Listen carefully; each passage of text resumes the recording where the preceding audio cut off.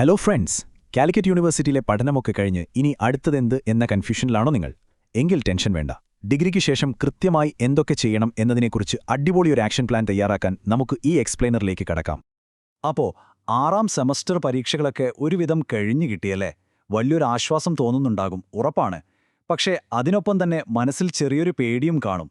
പരീക്ഷയൊക്കെ കഴിഞ്ഞു, ഇനി ലൈഫിൽ എന്താ ചെയ്യുക, റൈറ്റ്? നമ്മുടെ മുന്നോട്ടുള്ള യാത്രയ്ക്ക് കൃത്യമായൊരു റോഡ് മാപ്പ് ആവശ്യമാണ്. ആദ്യം ഫൈനൽ റിസൾട്ട് പരിശോധിക്കുക, പിന്നെ സർട്ടിഫിക്കറ്റുകൾക്ക് അപേക്ഷിക്കുക, തൊട്ടു പിന്നാലെ എംപ്ലോയ്മെന്റ് എക്സ്ചേഞ്ചിൽ രജിസ്റ്റർ ചെയ്യുക, അതിനുശേഷം ഉന്നത വിദ്യാഭ്യാസത്തിനോ അല്ലെങ്കിൽ സർക്കാർ ജോലികൾക്കോ അപേക്ഷിക്കുക. ഇതാണ് നമ്മുടെ പ്ലാൻ. അപ്പോൾ ആദ്യം തന്നെ കടക്കേണ്ട ഏറ്റവും വലിയ കടമ്പ എന്താണോ നോക്കാം: ഫൈനൽ റിസൾട്ട്. മെയ് 13 കാലിക്കറ്റ് യൂണിവേഴ്സിറ്റിയുടെ 6ാം സെമസ്റ്റർ റിസൾട്ടുകൾ വന്നിട്ടുണ്ട് കേട്ടോ. ഇത് ചെക്ക് ചെയ്യാൻ വലിയ പാടൊന്നുമില്ല. results.uoc.ac.in എന്ന ഒഫീഷ്യൽ പോർട്ടലിൽ കയറുക, നിങ്ങളുടെ രജിസ്റ്റർ നമ്പരും ആ ക്യാപ്ച കോഡും ഒന്ന് ടൈപ്പ് ചെയ്ത് കൊടുക്കുക. സംഭവം സിമ്പിളാണ്. റിസൾട്ട് വന്നു, നമ്മൾ പാസ്സായി എന്ന് വിചാരിക്കാം. ഇനിയാണ് ഏറ്റവും പ്രധാനപ്പെട്ട കാര്യം: നിങ്ങളുടെ സർട്ടിഫിക്കറ്റുകൾ. നിങ്ങൾക്കറിയാമോ, ഇനി മുന്നോട്ട് എന്ത് ചെയ്യണമെങ്കിലും ഈ സർട്ടിഫിക്കറ്റുകൾ നമ്മുടെ കയ്യിൽ വേണം. അപ്പോൾ SUVIGA പോർട്ടൽ വഴി കൺസോളിഡേറ്റഡ് ഗ്രേഡ് കാർഡിനും പ്രൊവിഷണൽ സർട്ടിഫിക്കറ്റിനും അപേക്ഷിക്കാൻ വളരെ ലളിതമായ 3 സ്റ്റെപ്പുകളാണുള്ളത്. ആദ്യം പോർട്ടലിൽ നിന്ന് അപേക്ഷ ഡൗൺലോഡ് ചെയ്യുക. രണ്ടാമതായി ഫീസ് അടയ്ക്കുക. ഇതിൽ ശ്രദ്ധിക്കേണ്ട ഒരു കാര്യമുണ്ട്: കൺസോളിഡേറ്റഡ് ഗ്രേഡ് കാർഡിന് CRCON01 എന്ന കോഡും പ്രൊവിഷണൽ സർട്ടിഫിക്കറ്റിന് CUPC01 എന്ന കോഡുമാണ് നൽകേണ്ടത്.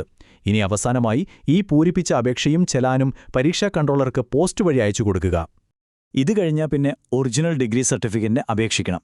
ഇതിലേക്ക് വേണ്ട ഡോക്യുമെന്റുകൾ ഏതൊക്കെയാണെന്ന് ഞാൻ പറയാം. SSLC ബുക്കിന്റെ ആദ്യ പേജ്, യോഗ്യതാ പരീക്ഷയുടെ സർട്ടിഫിക്കറ്റ്, എല്ലാ മാർക്ക് ലിസ്റ്റുകളും, അല്ലെങ്കിൽ നമ്മുടെ consolidated grade card, provisional certificate, പിന്നെ നിർബന്ധമായും വേണ്ട CSS സർട്ടിഫിക്കറ്റ്. അപേക്ഷിക്കുന്നതിന് മുൻപ് ഇതൊക്കെ എടുത്തു വയ്ക്കാൻ പ്രത്യേകം ശ്രദ്ധിക്കണം കേട്ടോ. ഇവിടെ എല്ലാവർക്കും എപ്പോഴും വരുന്നൊരു ഡൗട്ടുണ്ട്: ഓൺലൈൻ വഴിയാണോ അതോ ഓഫ്ലൈൻ വഴിയാണോ അപേക്ഷിക്കേണ്ടത്? സിമ്പിളായിട്ട് പറയാം. നിങ്ങളുടെ രജിസ്റ്റർ നമ്പറിൽ ഇംഗ്ലീഷ് അക്ഷരങ്ങളും അക്കങ്ങളും ഉണ്ടെങ്കിൽ, അതായത് ആൽഫ ന്യൂമറിക്കൽ ആണെങ്കിൽ, സ്റ്റുഡന്റ് പോർട്ടൽ വഴി ധൈര്യമായിട്ട് ഓൺലൈനായി അപേക്ഷിക്കാം. എന്നാൽ പഴയ സിസ്റ്റം പോലെ അക്കങ്ങൾ മാത്രമുള്ള രജിസ്റ്റർ നമ്പറാണെങ്കിൽ ഫോം ഡൗൺലോഡ് ചെയ്ത് ഓഫ്ലൈനായി തന്നെ അപേക്ഷിക്കണം. ഇനി ഇതിന്റെ ഒരു ഫീസ് ഡീറ്റെയിൽസ് നോക്കാം. നോർമൽ മോഡിൽ അപേക്ഷിക്കാൻ 370 രൂപയാണ് ഫീസ്. ഇനി അല്പം അടിയന്തരമായി വേണമെങ്കിൽ 890 രൂപയാകും. ഇതിൽ നിങ്ങൾ മനസ്സിലാക്കേണ്ട ഏറ്റവും വലിയൊരു സീക്രട്ട് എന്താണെന്നോ? ഡിഗ്രി പാസ്സായി ആദ്യത്തെ ഒരു വർഷത്തിനുള്ളിൽ തന്നെ അപേക്ഷിക്കുന്നതാണ് നിങ്ങളുടെ പോക്കറ്റിന് എപ്പോഴും നല്ലത്. സമയം പോകുന്തോറും ഫീസും കൂടിക്കൂടി വരും. ഇനി അഥവാ നിങ്ങൾക്ക് പെട്ടെന്ന് വിദേശത്തേക്ക് പോവാനോ മറ്റോ സർട്ടിഫിക്കറ്റ് നാളെ തന്നെ കിട്ടണമെന്നുണ്ടെങ്കിൽ യൂണിവേഴ്സിറ്റി ഒരു ഫാസ്റ്റ് ട്രാക്ക് മോഡ് കൂടി തരുന്നുണ്ട്. പക്ഷേ ഇതൊരൽപ്പം പണി തരും. അർജന്റ് ഫീസിന് പുറമേ 3200 രൂപ കൂടി നിങ്ങൾ എക്സ്ട്രാ കൊടുക്കേണ്ടി വരും. അതുകൊണ്ട് വെറുതെ ക്യാഷ് കളയാതെ മുൻകൂട്ടി പ്ലാൻ ചെയ്ത് നേരത്തെ തന്നെ അപേക്ഷിക്കുന്നതല്ലേ എപ്പോഴും നല്ലത്. ഓക്കെ, അപ്പോൾ സർട്ടിഫിക്കറ്റുകളെല്ലാം നമ്മുടെ കൈകളിൽ കിട്ടി. ഇനി ഈ സർട്ടിഫിക്കറ്റുകൾ വെച്ച് സംസ്ഥാന സർക്കാരിന്റെ തൊഴിൽ പട്ടികയിൽ എങ്ങനെ കയറിപ്പറ്റാമെന്ന് നോക്കാം. എംപ്ലോയ്മെന്റ് എക്സ്ചേഞ്ചിൽ രജിസ്റ്റർ ചെയ്യാൻ പ്രധാനമായും 2 സ്റ്റെപ്പുകളാണുള്ളത്. ആദ്യത്തേത് വളരെ എളുപ്പമാണ്. നിങ്ങളുടെ ഫോണിലോ ലാപ്ടോപ്പിലോ eemployment.kerala.gov.in എന്ന വെബ്സൈറ്റിൽ കയറി ഓൺലൈനായി രജിസ്റ്റർ ചെയ്യുക. അതിനുശേഷം കൃത്യം 90 ദിവസത്തിനുള്ളിൽ ഒറിജിനൽ സർട്ടിഫിക്കറ്റുകളുമായി നേരിട്ട് എംപ്ലോയ്മെന്റ് എക്സ്ചേഞ്ചിൽ പോയി വെരിഫൈ ചെയ്യണം. ഇവിടെ ഞാനൊരു കാര്യം പ്രത്യേകം എടുത്തു പറയുകയാണ്. ഈ 90 ദിവസത്തെ ഡെഡ്ലൈൻ ഭയങ്കര സ്ട്രിക്റ്റാണ് കേട്ടോ. ആ 90 ദിവസത്തിനുള്ളിൽ നേരിട്ട് പോയി സർട്ടിഫിക്കറ്റുകൾ കാണിച്ചില്ലെങ്കിൽ, സത്യം പറയാലോ, നിങ്ങളുടെ സീനിയോറിറ്റി പൂർണ്ണമായും നഷ്ടപ്പെടും. അതുകൊണ്ട് ഓൺലൈൻ രജിസ്ട്രേഷൻ കഴിഞ്ഞാൽ എത്രയും വേഗം നേരിട്ട് പോയി ആ വെരിഫിക്കേഷൻ അങ്ങ് തീർത്തേക്കുക. ഇനി ജോലിക്ക് പോകുന്നതിന് പകരം കുറച്ചുകൂടി പഠിക്കണം എന്ന് ആഗ്രഹിക്കുന്നവരാണ് നിങ്ങളെങ്കിൽ, നിങ്ങൾക്കുള്ള എൻട്രൻസ് എക്സാമുകളും മറ്റ് ഓപ്ഷനുകളും നമുക്കൊന്ന് നോക്കാം. നിങ്ങളിപ്പോൾ കാണുന്നത് ഡയറക്ടറേറ്റ് ഓഫ് അഡ്മിഷൻ പുറത്തിറക്കിയ യഥാർത്ഥ CUCET 2026 നോട്ടിഫിക്കേഷനാണ്. PG പഠിക്കാനാണ് പ്ലാനെങ്കിൽ നിങ്ങൾ ഒട്ടും സമയം കളയാതെ ഇപ്പോൾ തന്നെ അതിനുള്ള തയ്യാറെടുപ്പുകൾ തുടങ്ങേണ്ടതുണ്ട് എന്ന് ഈ നോട്ടിഫിക്കേഷൻ വ്യക്തമാക്കുന്നു.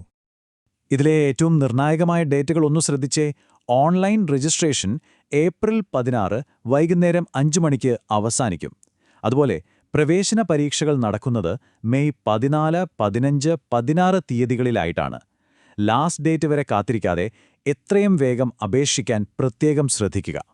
ഇനി ഇതിന്റെ ഫീസ് ഡീറ്റെയിൽസ് നോക്കുകയാണെങ്കിൽ, ജനറൽ വിഭാഗത്തിന് ഒരു പ്രോഗ്രാമിന് 680 രൂപയും SC, ST വിഭാഗങ്ങൾക്ക് 300 രൂപയുമാണ് ഫീസ് വരുന്നത്.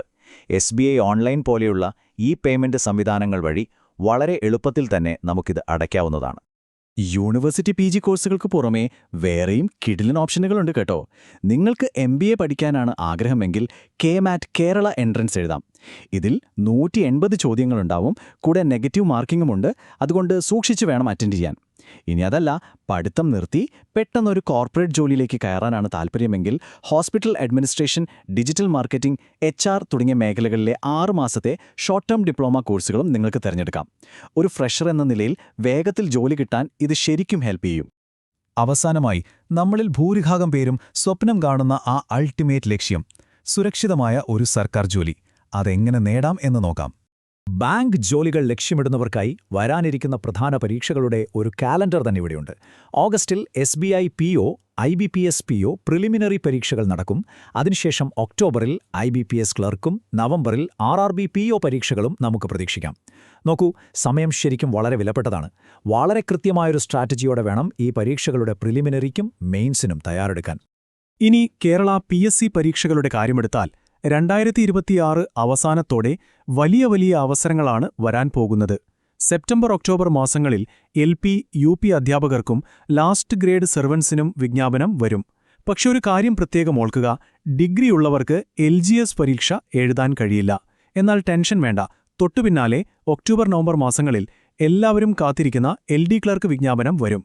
LDC പരീക്ഷയെ പാവങ്ങളുടെ IAS എന്നാണ് പൊതുവെ വിളിക്കാറുള്ളത്. അങ്ങനെ വിളിക്കാൻ കൃത്യമായ കാരണവുമുണ്ട്. നമ്മുടെ സംസ്ഥാനത്തെ 14 ജില്ലകളിലായി 9000-ലധികം നിയമനങ്ങളാണ് ഈ ഒരൊറ്റ പരീക്ഷയിലൂടെ മാത്രം നടക്കുന്നത്. ഡിഗ്രി കഴിഞ്ഞിറങ്ങുന്ന ഫ്രഷേഴ്സിന് കിട്ടുന്ന ഏറ്റവും മികച്ചൊരു സുവർണാവസരം തന്നെയാണിത് എന്ന് നിസ്സംശയം പറയാം. അപ്പോൾ ഈ എക്സ്പ്ലെയിനറിലൂടെ ഡിഗ്രി കഴിഞ്ഞാൽ എന്തൊക്കെ ചെയ്യണം എന്നതിനെക്കുറിച്ച് നിങ്ങൾക്ക് നല്ലൊരു ഐഡിയ കിട്ടിയെന്ന് വിശ്വസിക്കുന്നു. ഇനി തീരുമാനമെടുക്കേണ്ടത് നിങ്ങളാണ്. ഏത് വഴിയാണ് നിങ്ങൾ ആദ്യം തിരഞ്ഞെടുക്കാൻ പോകുന്നത്? ഒരു സർക്കാർ ജോലിയാണോ, അതോ ഒരു മാസ്റ്റേഴ്സ് ഡിഗ്രിയാണോ, അതുമല്ലെങ്കിൽ ഒരു ഡിപ്ലോമ കോഴ്സ് വഴി പെട്ടെന്നൊരു പ്രൈവറ്റ് ജോലിയാണോ? ഏതായാലും ശരി, നിങ്ങളുടെ പുതിയ ഡിഗ്രി വെച്ച് ഒട്ടും സമയം കളയാതെ ഇന്ന് തന്നെ ആ ലക്ഷ്യത്തിലേക്കുള്ള ആദ്യ പടി വയ്ക്കുക. All the best.